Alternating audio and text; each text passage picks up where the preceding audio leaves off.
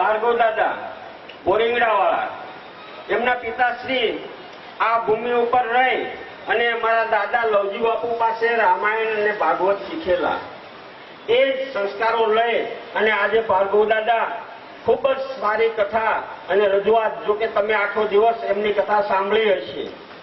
કરમસિંહ બાપા ઉગમ ફોજની અંદર જેમનું ખૂબ જ સુંદર નામ, અને દર વર્ષે નિયમિત ફતેપુરની અંદર આવે અને ફતેપુરની અંદર કલાક અડધી કલાક અને જેવો ટાઈમ હોય એવો અહીંયા ભોજરામ બાપાના ચાપખા બોલી સત્સંગ કરી અને દર વર્ષે અમને અહીંયા કણે આનંદ કરાવતા. ટાઈમ યોજાય એવું છે, પણ સર્વે મહાનુભાવો, રાજર્ષિ રત્નો અને સાધુ સંતો સર્વેનું, અને ઉપરાંત આવેલ મેદની, જે લાખોની મેદનીમાં આપણે સર્વે આવા તડકાની અંદર જે હાજરી આપી છે અને પૂજ્ય ભોજરામ બાપાનો ઉપર જે તમારો ભાવ છે એ પ્રગટ કર્યો છે, તે બદલ એમના ટ્રસ્ટ અને બાપા વિશે બે વાતો આપણે કરીએ નહીં તો આ પ્રસંગ દીપે નહીં.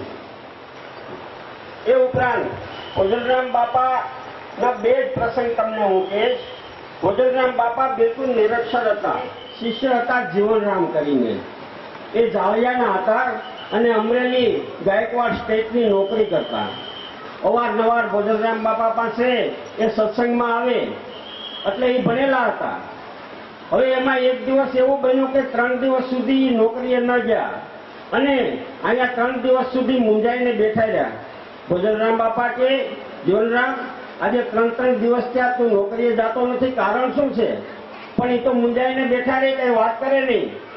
ત્યારે ત્રીજા દિવસે એ અમરેલીથી ઓફિસમાંથી પટાવાળો આવ્યો અને એમને પહોંચ આપી અને કીધો કે આ ભોજરામ બાપા આવી અને તમારું સરકારી દેવું ભરી ગયા છે અને કાલથી નોકરી આવતા જજો. કીર્તન બોલે, હોરી, સરવડા, ઘણું બધું એમનું સાહિત્ય છે મોટું. એ બધા પદ એ બાપા બોલે એ લખી લેતો અને એનો આખો ચોપડો એ તૈયાર કર્યો હતો. હવે અમારા મહારાજા સિયાજીરાવ ગાયકવાડ એ તો શિક્ષણ પ્રેમી રાજા, એમણે એ સાહિત્ય જોયું અને એમને જોયું કે આ તો બહુ ઉત્તમ સાહિત્ય છે અને એ સાહિત્ય એ આખો ચોપડો વડોદરા લઈ ગયા અને વડોદરા જઈ અને એમણે છપાયો અને છપાવી અને આખા વડોદરા સ્ટેટની અંદર ગામડે ગામડે એમણે દરેક લાઇબ્રેરીને દવામાં એક દિવસ જલારામ બાપાને જોયું કે આવા વીરપુરથી ફતેપુર ધક્કા ખાવા એ કરતા કાયમને માટે અહીંયા વિશ્રામ કરો, ગુરુ સેવા કરો અને ફતેપુરમાં જ કાયમને માટે મુકામ કરો કે જેથી મારે આ ધક્કા ખાવા નહીં.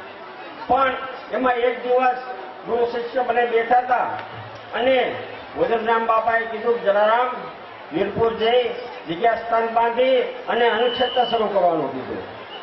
હવે જલારામ બાપા કે અનુક્ષેત્ર ચલાવવું એ કોઈ જેવી તેવી વાત નથી. હવે એમાંથી અરજી પાણીના રોટલા ઘડો અને એ સાધુ સંતોને જમાડું, અરજી પાણી ઘરમાં રાખવું. હવે એમાં અનુક્ષેત્ર કઈ રીતે ચાલે? ભોજરામ બાપા કે જ્યાં જલારામ શરૂ કરી દે, જેટલું અનાજ તું વાપરીશ ને એનાથી ડબલ લઈ જાય.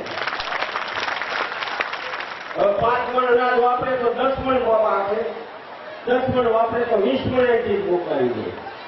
પણ જલારામ બાપા ગમે એમ કોઈ વેપારી લાયકના માણસ ને એને એમ થયું કે આ હું તો ખવડાવવા મળ્યો પણ ગુરુદેવ આટલું બધું અનાજ કાઢશે ક્યાંથી? એ કે બાપા ગુરુદેવ, હું તો આ અનુક્ષેત્ર શરૂ કરું છું પણ આટલું બધું અનાજ તમે ક્યાંથી લાવો છો? ત્યારે ભોજરામ બાપાએ કીધું કે જલારામ, અમે તો કણબી, અમે તો પટેલ, આમ એક મુઠ્ઠી ઘા કરીએ ને અનાજનો તે ઢગલો પેદા કરીએ છીએ. એટલે તું તારા મૂલ્યામાં થોડું રાખી દે.